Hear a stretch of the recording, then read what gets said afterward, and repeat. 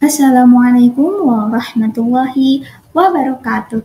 Halo adik-adik, ketemu lagi nih kita di pembahasan materi Kai dan Budi Pekerti. Nah, kali ini kita akan membahas mengenai materi kelas 9 bab 2, meyakini hari akhir dengan mawas diri.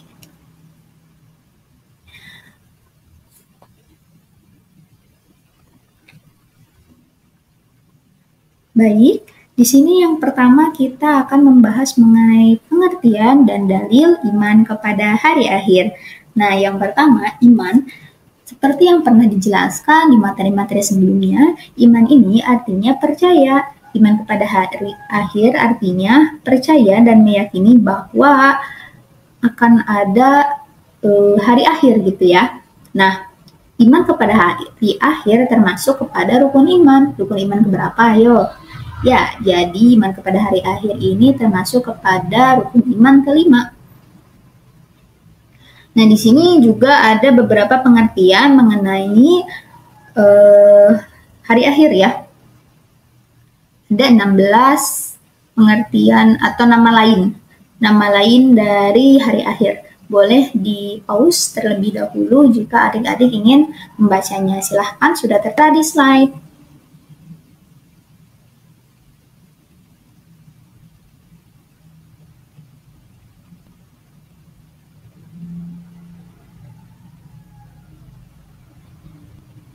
Nah, ini yang di sini, yang ada di sini itu merupakan nama-nama lain dari hari akhir ya.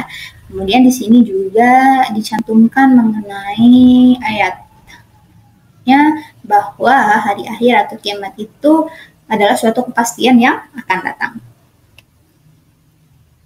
Baik, ternyata kiamat pun dibagi menjadi dua. Ada kiamat sugro, ada kiamat kubro. Nah, apa sih perbedaannya? Nah, kiamat sugro atau disebut juga kiamat kecil. Kiamat sugro hanya bagian-bagian tertentu saja yang mengalami kehancuran. Contohnya ini ada dari kematian, ada bencana alam, dan lain-lain. Coba adik-adik bisa sebutkan ya, selain dari kematian dan bencana alam. Selanjutnya ada kiamat kubro atau kiamat besar. Kiamat ini tidak dapat digambarkan secara detail, namun kita dapat mengetahui gambarannya secara tersurat dalam Al-Quran.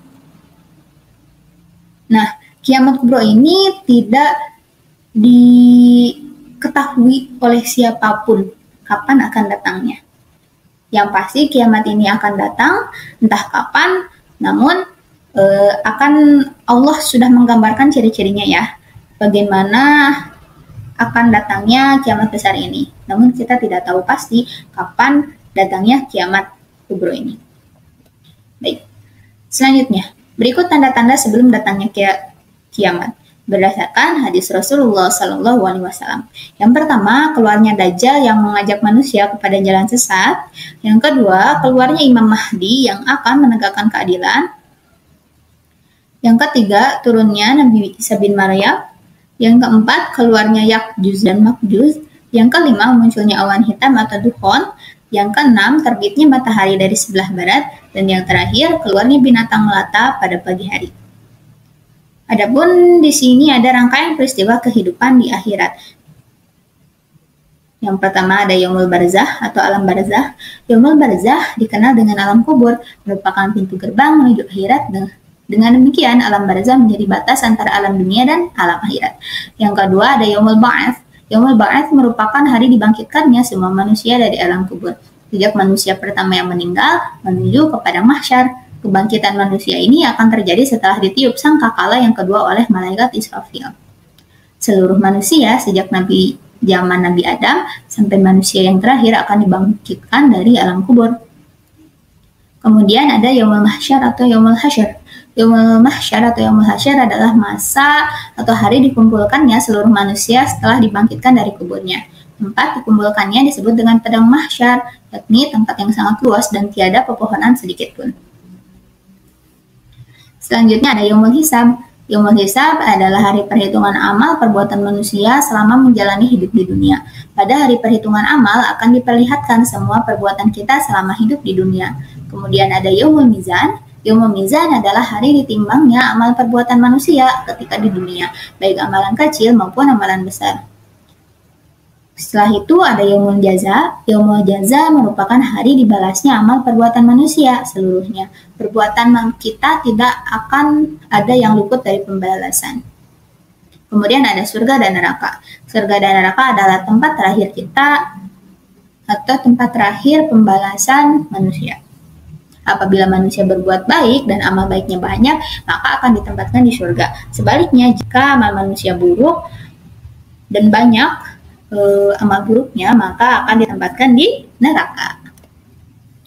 Baik, selanjutnya di sini ada nama-nama surga dan nama-nama neraka berdasarkan ayat-ayat yang ada di dalam Al-Quran. Boleh adik-adik pause terlebih dahulu untuk membaca nama-nama surga dan nama-nama neraka. Di antaranya kalau surga ada surga Firdaus, surga Aden, surga Ma'wa, dan sebagainya. Adapun nama-nama neraka ada neraka Jahanam, ada neraka Lazza, ada neraka Utamah, dan lain sebagainya. Boleh di pause terlebih dahulu. Baik, sekian dan terima kasih. Sekian saja penjelasan mengenai bab 2 kelas 9 ini. Semoga bermanfaat. Mohon maaf apabila ada kesalahan. Wassalamualaikum warahmatullahi wabarakatuh.